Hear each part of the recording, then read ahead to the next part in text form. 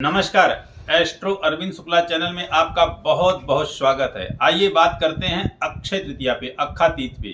यश कीर्ति को प्रदान करने वाली अक्षय तृतीया पे यदि आप इन वस्तुओं का दान करें तो आपको विशेष फल की प्राप्ति होगी।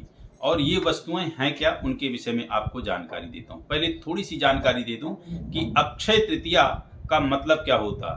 नाक्षयः, जिसके दान से, जिसके पुण्य से कभी कोई क्षय ना हो, यानी जिस कार्य के करने से, जिस पुण्य काम को करने से कभी कोई क्षय ना हो। कब? अक्षय तृतीया के दिन।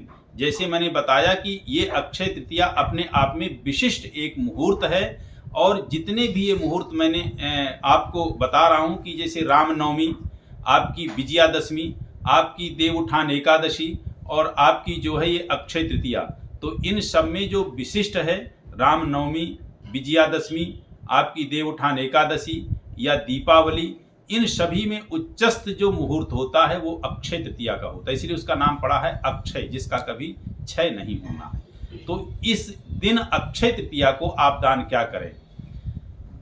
दान सबसे पहले आप जो करें वो यदि आपकी क्षमता है तो सर्वोपरि होता है। कहते हैं कि स्वर्ण दान, जो 6 महादान होते हैं उनमें से होता है स्वर्ण दान, गोदान, गजदान, अश्वदान, भूमिदान, कन्यादान। अर्थात इस दिन का किया गया कन्यादान, की गई शादी विवाह सफल रहती है।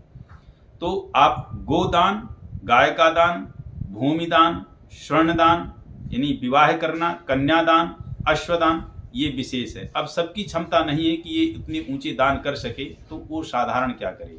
साधारण दान में आपका अन्न में आता है सत्तू, चना और छाता, खड़ाऊं, जल से भरा हुआ घड़ा, और उसके साथ साथ अन्न में जो भी आपकी क्षमता हो है अन्न, सीजन के जो आपके फल चल रहे हैं वो फल, और उसी के साथ साथ यदि आप से और कुछ हो सकता है तो आप कुछ इसमें यदि मुद्रा लगा सकते हैं। जो भी आपकी स्थिति है, आर्थिक क्षमता है, आप पैसे दे सकते हैं। वो पैसे भी आपके आज के किए गए ब्राह्मण को दान में यह विशिष्ट होगा। तो देखिए, दान तो हम किसी को भी दे सकते हैं। कहने का तात्पर्य गरीब को भी दे सकते हैं और किसी जरूरतमंद को भी दे सकते हैं, उसके लिए मैं मनाही नहीं कर रहा हूँ।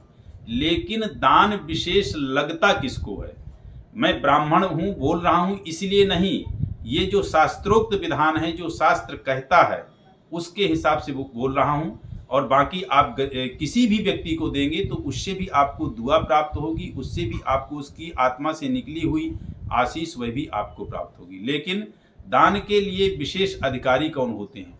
अधिकारी होते हैं, कहते हैं कि विप्रधेनु सुर संत हित लीन मनुज अवतार। विप्र माने सर्वोपरि ब्राह्मण, धेनु गो यानी गाय को भी उस दिन ये चीजें आप कुछ खिलाएं और गो की सेवा करें तो वो भी महान पुण्य की प्राप्ति होगी।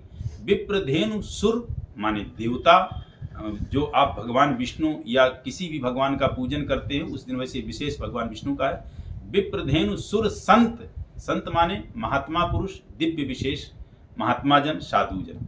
तो ब्राह्मण को इसलिए कहते हैं क्योंकि वह एक तपस्वी होता है, वेद पाठी होता है, और जो बहुत ही संयम नियम से रह करके और सभी के लिए जो है शुभ की कामना करता है। तो आप दान करें इन चीज़ों का, जो मैंने बताया इन चीज़ों का दान करें और दक्षिणा देके उससे आशीष प्राप्त करें। तो आपको निश्चित रूप से जो भी मनोरथ लेकर के आपने दान किया है वह मनोरथ निश्चित रूप से आपका सफल होगा। ये मैं फिर कहूँ कि दान के सदृश कोई पवित्र चीज नहीं है। दाने न सदृशम पवित्रमिह विद्यते।